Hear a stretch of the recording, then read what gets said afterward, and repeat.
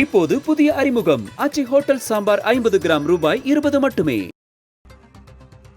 தாவேகா அலுவலகத்தில் நடைபெறும் ஆலோசனைக் கூட்டத்தில் புதிய மாவட்ட நிர்வாகிகள் தொடர்பான அறிவிப்பு வெளியாக இருக்கிறது. நிர்வாகிகளை தாவேகா தலைவர் விஜய் தனித்தனியாக நேர்காணல் செய்ய இருக்கிறார். இதுகுறித்த கூடுதல் விவரங்களை வழங்க செய்தியாளர் முருகேசன் இணைந்திருக்கிறார்.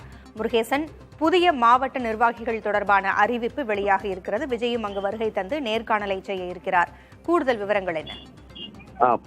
நடிகர் விஜய் தமிழக வெற்றி கழகம் என்னும் கட்சியை தொடங்கி வரும் பிப்ரவரி 2ஆம் தேதியுடன் ஓராண்டு நிறைவு பெற்று 2ஆம் ஆண்டு தொடக்க விழா நடைபெறுகிறது.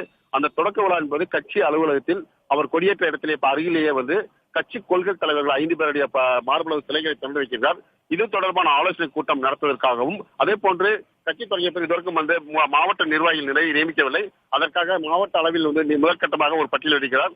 கிட்டத்தட்ட தற்போது 20 மாவட்ட தலைவர்களை வரவழைத்து மாவட்ட செயலாளர் தேர்வு செய்யப்பட்டிருக்கிறார்கள். 50 மாவட்ட செயலாளர்களையும் 120 பொதுக்குழு உறுப்பினரும் தேர்வு செய்யப்பட்டிருக்கிறார்கள். இதற்கான அறிவிப்பை வெளியிடுவதற்காக ஒவ்வொரு மாவட்ட ரீதியாக நிர்வாகிகள் அழைத்து அவர்கள் கலந்தாலோசித்து முறைப்படியாக கட்சி நிர்வாகிகளை அறிவிக்க இருக்கிறார். அதற்கான ஆலோசனை கூட்டம் இன்னும் சிறிது நேரம் நடைபெறுகிறது.